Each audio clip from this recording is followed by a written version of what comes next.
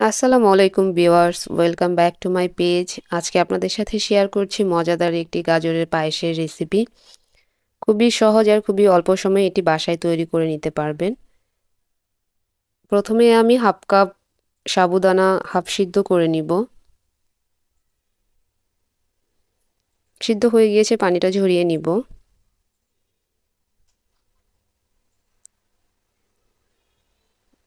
আমি প্যানে পরিমাণ মতো ঘি দিয়ে দিচ্ছি,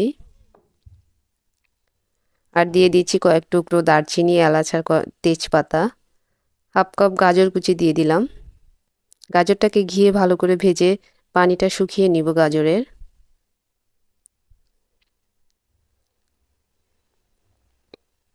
এ পর্যায়ে দিয়ে দিচ্ছি স্বাদ মতো লবণ।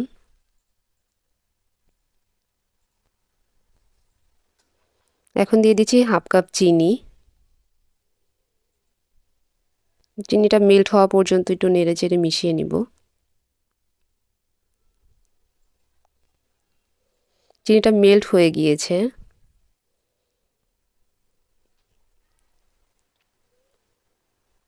এই পর্যায়ে দিয়ে দিচ্ছি হাফ কেজি পরিমাণ লিকুইড মিল্ক। আমি এখানে বাড়তি কোনো কালার ইউজ করিনি, গাজরের কালারটাই আছে। এখন দিয়ে দিচ্ছি হাফ সিদ্ধ করা সাবুদানা। ভালো করে নেড়ে সব কিছু উপকরণ ভালো করে মিশিয়ে নিব। আর এটাকে আমি এইভাবে 10 মিনিট রান্না করে নিব। পায়েসটা হয়ে গিয়েছে, এখন আমি চুলা থেকে নামিয়ে বাটিতে সার্ভ করে দিচ্ছি। উপরে আমি কিছু কাজু বাদাম আর কিশমিশ দিয়ে গার্নিশ করে নিচ্ছি।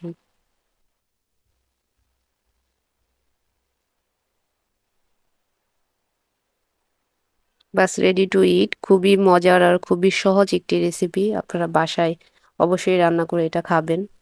গাজরের পায়েসের রেসিপিটা আপনাদের কাছে কেমন লেগেছে কমেন্টে জানাবেন। আবার পেজটিকে ফলো করতে ভুলবেন না।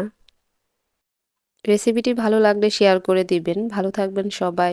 দেখা হবে পরের ভিডিওতে। আল্লাহ হাফেজ।